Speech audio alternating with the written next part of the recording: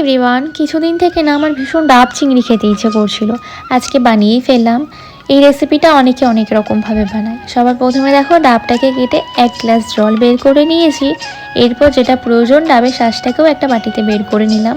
চিংড়ি মাছগুলোকে পরিষ্কার করে সামান্য একটু লবণ হলুদ মাখিয়ে তেলের উপর হালকা করে মাছগুলোকে ভেজে নিয়েছি।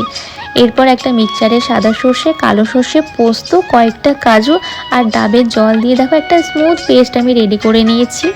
এরপরে পেঁয়াজ, আদা, রসুন, কাঁচা লঙ্কার একটা পেস্ট বানিয়ে নিয়েছি।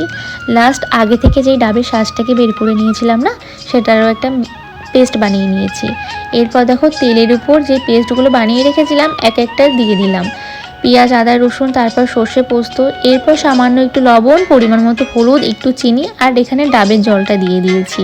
এরপর আগে থেকে ভেজে রাখা চিংড়ি মাছগুলো দিয়ে দিলাম। এখানে কিন্তু আলাদা করে কোনো জল অ্যাড করা যাবে না, যতবার জল দিতে হবে ডাবের জলটাই দিতে হবে। এরপর দেখো স্মেলটা যখন পেলাম ভীষণই ভালো লাগছিল। তারপর দেখো আমি ডাবের মধ্যে চিংড়ি মাছ আর গ্রেভিটা দিয়ে দিচ্ছিলাম। লাস্টে যেই মালাইটা ছিল ডাবের শাঁসটা দিয়ে দিলাম। এরপর আটা দিয়ে এটাকে ভালো মতো সিল করে নিলাম। গ্যাস বার্নারের উপর 20 থেকে 25 মিনিটের জন্য দম দিয়ে বাস আমার সুস্বাদু ডাব চিংড়ি রেডি হয়ে গেছে। তোমাদের কেমন লাগলো কমেন্ট করে জানিও। আমার হাজব্যান্ড তো বলেছিল ভীষণই ভালো হয়েছে, তো ওর রিয়াকশান দেখেও তোমরা বুঝতে পারছো। তোমরাও চাইলে এরকমভাবে বানাতে পারো, ভীষণই ভালো লাগবে। খাওয়া দাওয়ার পরে তো এখানে দেখো আমার হাজব্যান্ড ওই বাচ্চাটাকে পড়ায়, তো পড়তে আসছিলো সামনেই ওদের বাড়ি। এখানে মানি প্ল্যান্ট একটা গাছ নিয়ে আসছিলো।